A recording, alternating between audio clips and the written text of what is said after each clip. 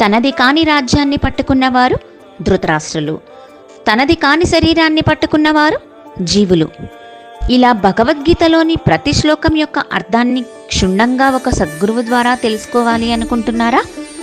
అయితే ఇంకా ఆలస్యం చేయకుండా ప్రతిరోజు రాత్రి 7 గంటల నుండి 8:30 వరకు జూమ్లో జరిగే ఈ సత్సంగమునకు మీ ఇంటి నుండే ఉచితంగా హాజరు కావచ్చు.